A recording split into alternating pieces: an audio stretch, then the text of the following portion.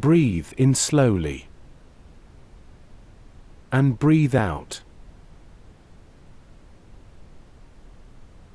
Again, breathe in. And let it go. You are here. You are safe. Let your body settle. Tonight we go to Bethany, a small village outside Jerusalem. A family Jesus loved. A man named Lazarus. And a grave in a hillside. This is the story of a man who died and was called back. Not a symbol, not a metaphor, a real man, in a real tomb, 4 days gone. And the one who raised him first stood outside the grave and wept. Power wrapped entirely in compassion. This is Lazarus raised from the dead, from the Gospel of John, chapter 11. He called you by name. Death does not have the last word. You are held. He wept for you. You are unbound. You can rest.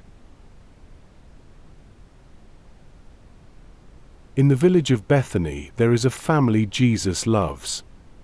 2 sisters, Mary and Martha, and their brother Lazarus.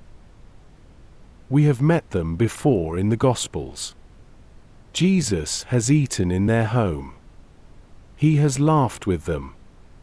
They know him and he knows them.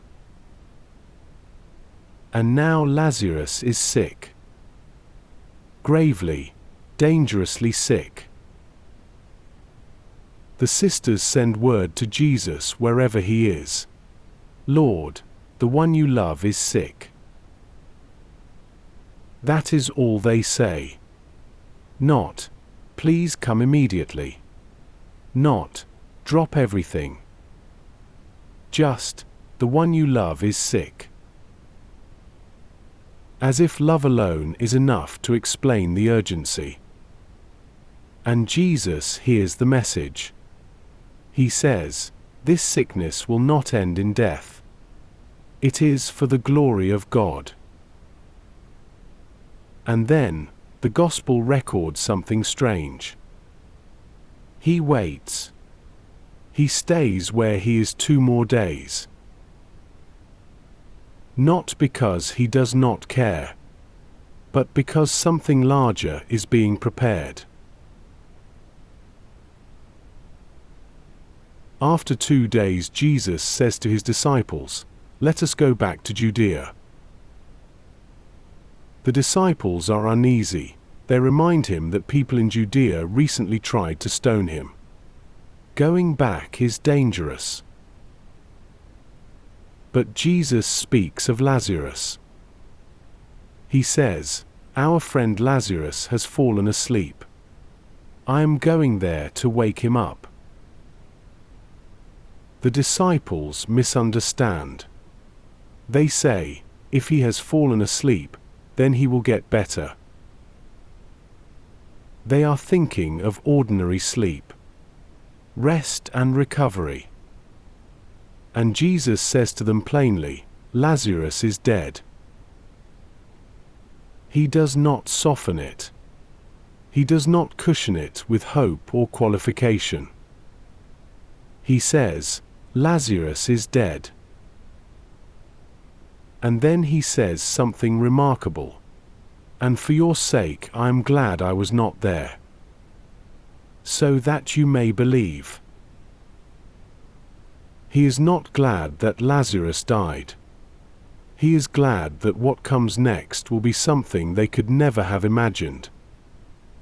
And then he says simply, "Let us go to him." When Jesus arrives near Bethany, Lazarus has been in the tomb 4 days. 4 days. Martha hears that Jesus is coming and she runs out to meet him on the road. Mary stays at home. Martha reaches Jesus and the grief and the question pour out together. She says, "Lord, if you had been here, my brother would not have died. But I know that even now God will give you whatever you ask." There is faith in the wound. She believes even in the darkness. Jesus says, "Your brother will rise again." Martha says, "I know he will rise, at the last day, at the resurrection." She believes in a future hope, a distant day. And Jesus looks at her and says, "I am the resurrection and the life. Whoever believes in me will live, even though they die. And whoever lives by believing in me will never die." Do you believe this? He is not pointing to a future event. He is saying, the resurrection is standing in front of you. I am. Martha goes back and calls her sister Mary quietly. She says, "The teacher is here, and he is asking for you." Mary rises quickly and goes to him. The people who are in the house mourning follow her, thinking she is going to the tomb to weep. When Mary reaches Jesus, she falls at his feet. She says the same words her sister said, "Lord, if you had been here, my brother would not have died." And when Jesus sees her weeping, and the people around her weeping, the Gospel says he is deeply moved in his spirit, troubled. He asks, "Where have you laid him?" They say, "Lord, come and see." And then, the shortest verse in the entire Bible. 2 words. Jesus wept. He who knows the end of the story from the beginning. He who is about to undo this death entirely. He stands at the edge of this grief and weeps. Not because hope is gone, but because pain is real. And love bends all the way down into it. The people around him see his tears, and some of them say, "See how much he loved him." Others say, "Could not he who opened the eyes of the blind have kept this man from dying?" The question hangs in the air. It is the question grief always asks. Where were you? Jesus, still deeply moved, comes to the tomb. It is a cave cut into the hillside, a stone rolled across the entrance. He says, "Take away the stone." Martha hesitates. She says practically, honestly, "Lord, by this time there will be an odor. He has been dead 4 days."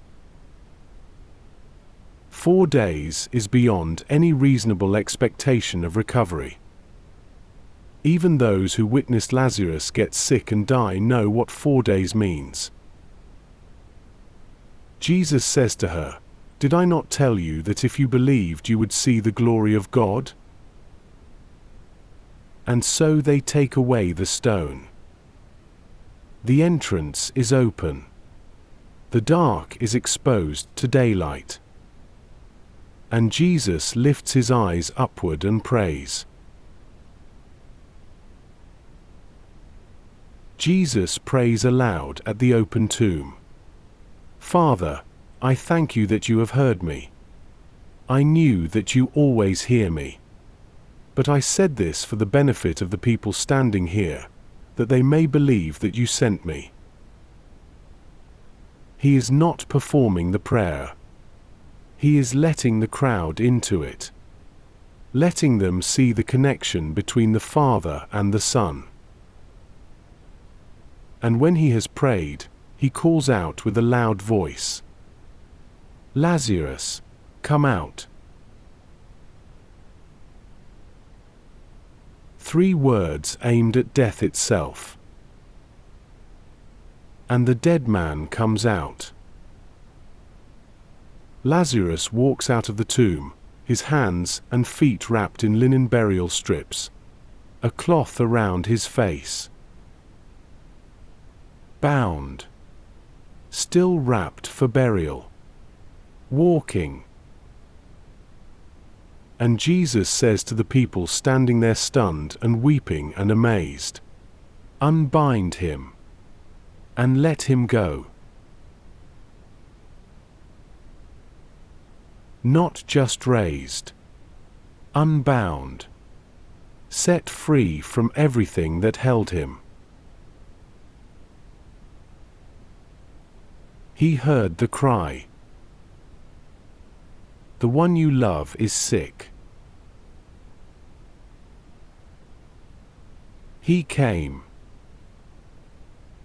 He did not stay away. He wept. He stood in the grief before he moved through it. He called by name. Lazarus. One name in the darkness, aimed like light. The grave could not hold. 4 days was not too long. Nothing is too far gone. He unbound. He did not just call Lazarus out, he had the wrappings removed. You are heard in every cry. He comes to you. He weeps with you. He calls you by name.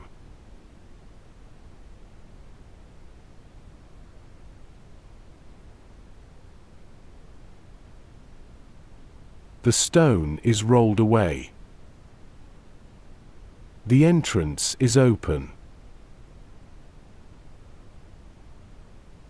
The grave is empty.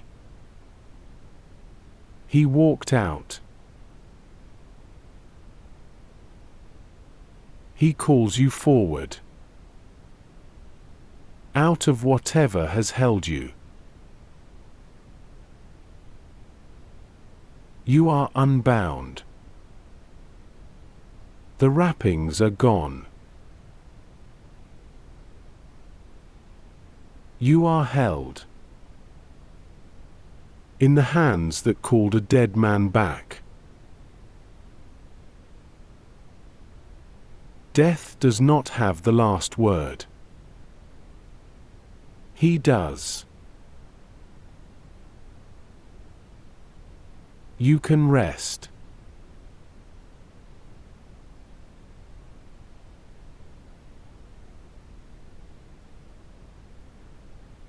He called you by name.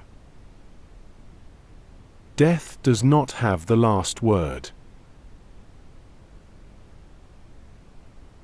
You are held. He wept for you. You are unbound. You can rest. He called you by name. Death does not have the last word. You are held. He wept for you. You are unbound. You can rest. He called you by name. Death does not have the last word. You are held. He wept for you. You are unbound. You can rest. He called you by name. Death does not have the last word.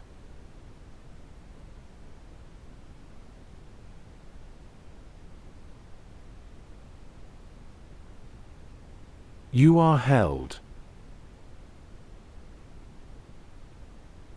He wept for you.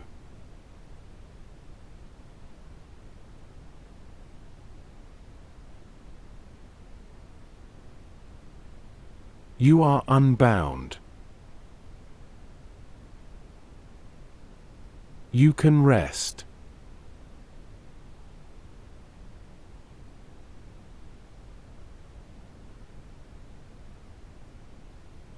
He called you by name. Death does not have the last word.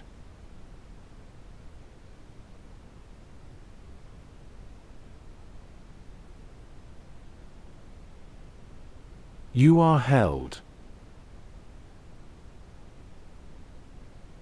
He wept for you.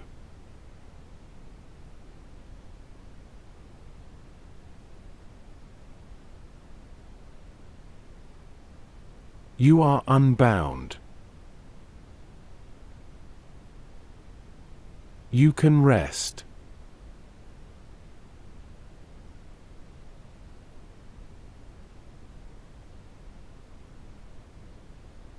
He called you by name. Death does not have the last word.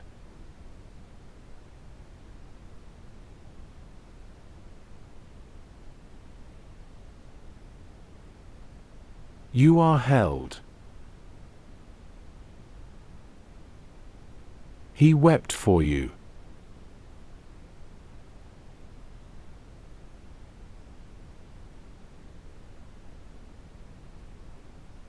You are unbound.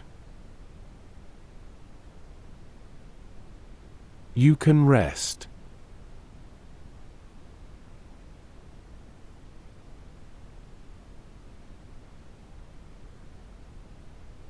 He called you by name.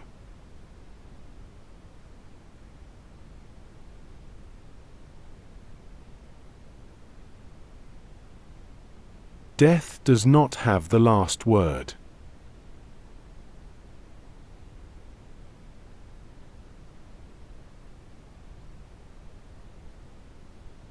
You are held.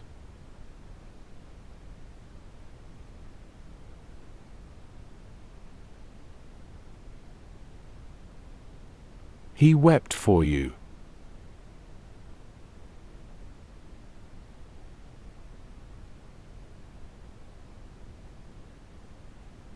You are unbound.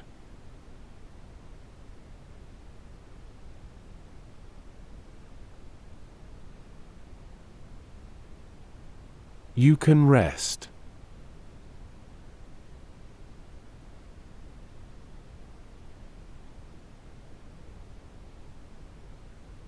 He called you by name.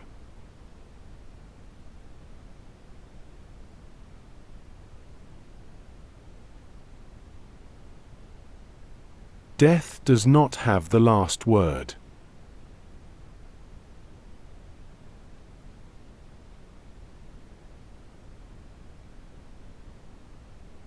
You are held.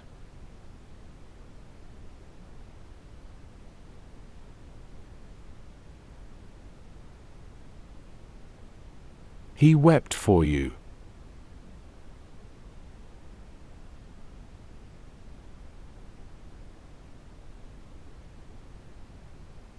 You are unbound.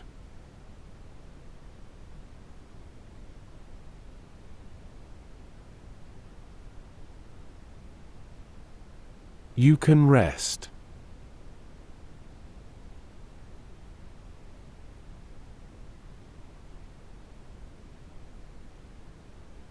He called you by name.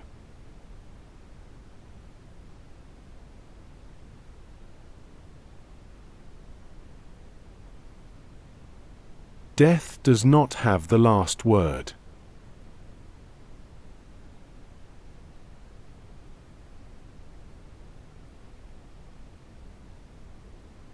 You are held.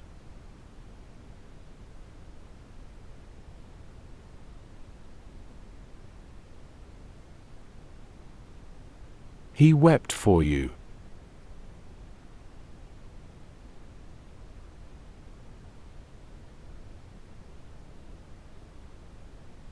You are unbound.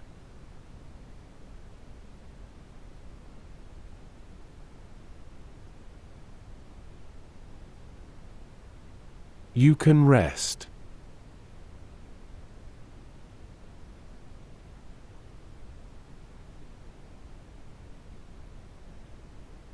He called you by name.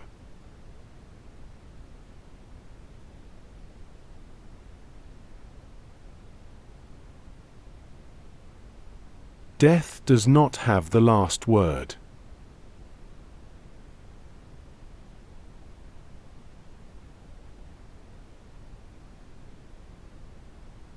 You are held.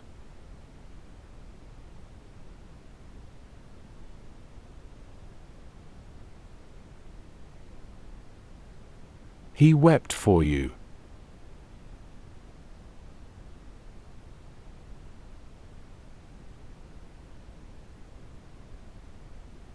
You are unbound.